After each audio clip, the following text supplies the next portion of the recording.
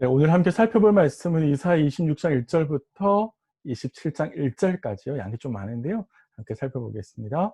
문단을 이렇게 크게 세 가지로 나눌 수 있지 않을까라는 생각을 하는데, 첫 번째는 승리의 노래를 부를 수 있게 되고, 근데 그 승리의 노래를 따라서 의인들은, 하나님의 백성들은 여호와를 의뢰하고, 여호와를 의뢰하는 의인들을 위해서 마침내 하나님께서 이루시는 구원에 대해서 노래하는 19절까지의 이야기가 있고요.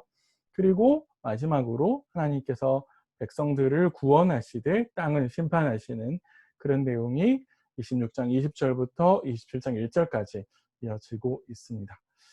본문을 좀 자세히 살펴볼까요? 첫 번째는 1절에 그날에 유다 땅에서 이 노래를 부르리라 이야기하면서 부를 수 있는 승리의 노래를 쭉 가르쳐 주는데, 내용이 길게 연결되어 있습니다만 승리의 노래는 크게 두 가지라고 할 수 있습니다. 하나는 여호와를 신뢰하는 자들에게 하나님께서 성벽과 외벽이 되어 주신다, 보호자가 되어 주신다라고 이해할 수 있죠. 그래서 신의를 지키는 의로운 나라들이라는 표현이 등장하고, 또 주를 신뢰합니다라는 말이 등장하는데, 이것들은 여호와를 신뢰하는 자들을 나타내는 말이라고 볼 수 있고요. 바로 그러한 사람들에게 하나님께서 구원자가 되어 주신다라고 이야기를 하고요. 특별히 3절에는 평강에 평강을 더하시겠다라고 이야기하시는데요. 그것은, 평강이라고 하는 것은 사실 전쟁이 없는 상태죠.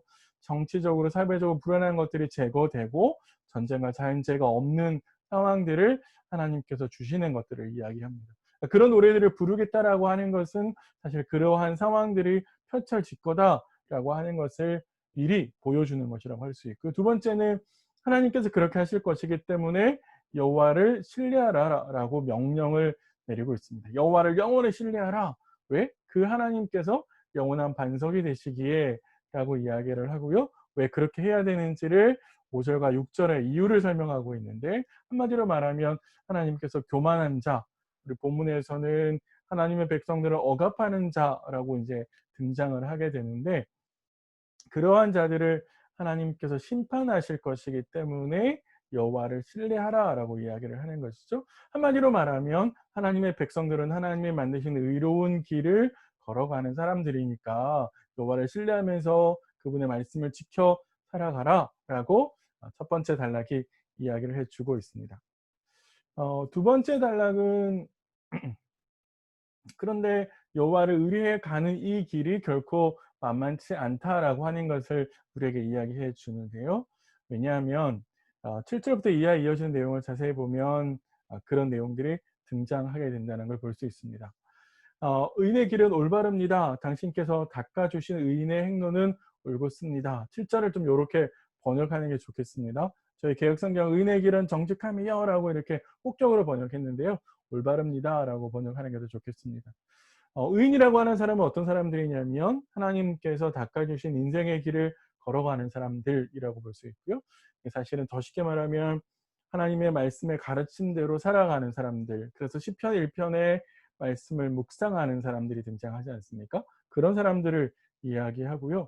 하나님의 말씀대로 살아가는 그 이유가 뭐냐면 결국에 하나님께서 마지막 날에 각 사람이 행한 대로 갚아주시는 심판을 행하실 것이기 때문에 그렇죠. 그래서 주를 기억하고 하나님의 심판은 동시에 말씀을 지키는 자들에게 구원을 가져다 줄 것이기 때문에 하나님의 이름을 부르는 것이죠. 영혼이 사모하나이다라고 우리 이제 성경에 표현되어 있는데, 이건 사실 영혼의 바람이라고 번역할 수 있는데, 이 말은 무슨 말이냐면 고뇌에 찬 열심과 열정을 가지고 여호와께 매달리는 것.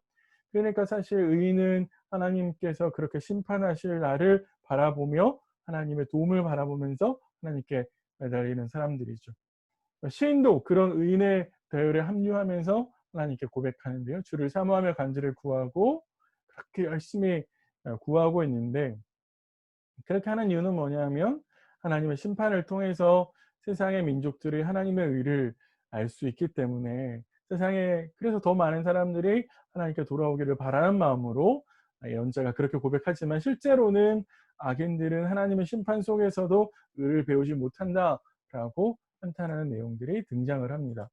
11절 이하에 보시면 그래서 하나님께서 하나님의 의를 배우지 못하는 세상의 민족들을 더 큰 심판으로 내리시는 것을 볼 수 있는데요. 그 심판이 이스라엘을 억압하는 민족들에 대한 심판이니까 반대로 이스라엘에게는 구원을 가져다 주는 심판이 될 것입니다. 그래서 시인은 그렇게 심판하실 하나님을 바라보면서 하나님께서 과거에 행하신 구원을 기억하고 다시 그 하나님께서 우리에게 해 주시는 구원의 약속을 붙들면서 살아가자라고 권면을 합니다. 시인이 언급하는 하나님께서 행하신 구원은 크게 두 가지인데, 하나는 사사시대에 행하신 하나님의 구원을 13절과 14절에 이야기하시는 것 같고요. 또 하나 15절에는 다윗 시대 때 하나님께서 보여주신 놀라운 축복과 후손의 번성들을 이야기해 주고 있는데요. 이 말들을 한마디로 정리하면 어떻게 되냐면, 비록 고난이 있었지만 하나님께 부르짖었을 때 하나님께서 구원해 주셨다라고 하는 것을 기억하는 것이죠.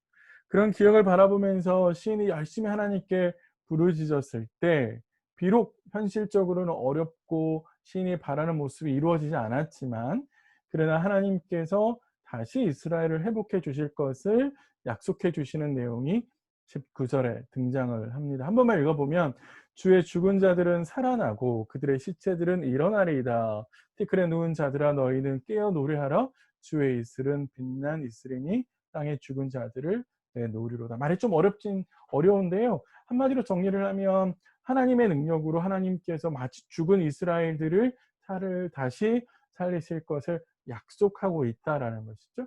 이것은 결국에 그의 공동체들에게 하나님께서 다시 이스라엘 백성들을 살리실 것이고 그들을 다시 회복하실 것이기 때문에, 그 하나님의 약속을 바라보면서 현실의 어려움들을 잘 극복해 가고 계속 주를 신뢰해 가라라고 권면하는 것으로 볼 수 있습니다. 마지막으로 가면 확실하게 시인이 더 이런 이야기를 하고 있는데요. 요거는 없는 내용이라고 생각하시면 됩니다. 앞에서 있는 겁니다. 마지막에 하나님께서 명확하게 심판을 하실 것을 보여주는데, 그 심판이 너무 무섭기 때문에 이스라엘은 잠깐 숨어 있어야 된다라고 표현하는데, 이건 역으로 하나님의 심판이, 마지막 날의 심판이 얼마나 혹독하게 일어날 것인지를 보여주는 것이죠. 심판의 내용은 크게 두 가지인데, 부당하게 피 흘린 일을 하나님께서 심판하시겠다라고 하시는 겁니다.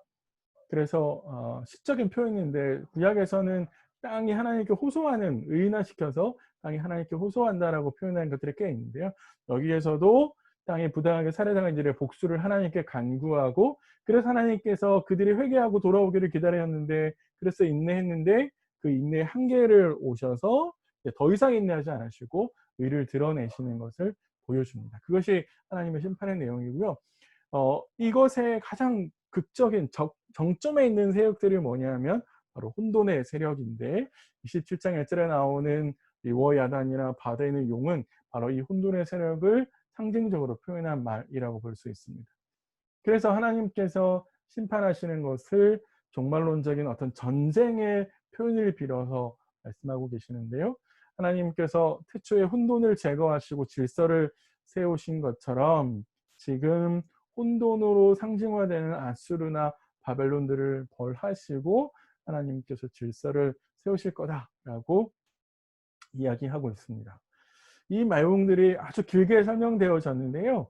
오늘 말씀을 한마디로 정리를 하면, 하나님께서 모든 것을 바로잡으시고 하나님의 백성들은 구원하시고 하나님의 백성들을 괴롭힌 대적들은 벌하실 거다라고 하는 말로 정리할 수 있습니다. 그래서 그렇게 하실 거니까 하나님을 신뢰하고 하나님을 붙들고 하나님을 갈망하고 그분의 말씀과 함께 가야 된다라고 시인이 그의 공동체에게, 선지자가요, 그의 공동체에게 적극적으로 권면하고 있다라고 볼 수 있습니다. 오늘 말씀은 아주 내용이 길지만 사실은 내용이 아주 단순해서 크게 두 가지 정도 적용해 보면 어떨까 생각을 하는데요. 처음에는 신뢰와 보호사의 관계를 한번 잘 생각해 보라는 겁니다. 신뢰하는 것만큼 사실 하나님의 보호를 받고 하나님의 보호를 받는 것만큼 하나님을 신뢰할 수 있거든요.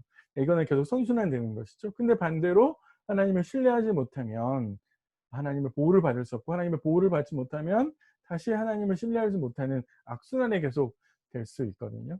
그래서 지금 내 삶에 일어나는 것은 선순환인지 혹은 악순환인지, 내가 지금 하나님의 만드신 길을 잘 걸어가고 있는지, 그래서 하나님의 보호를 경험하고 느끼고 있는지, 그런 지점에 있어서 내 삶을 조금 생각해 보시면 어떨까?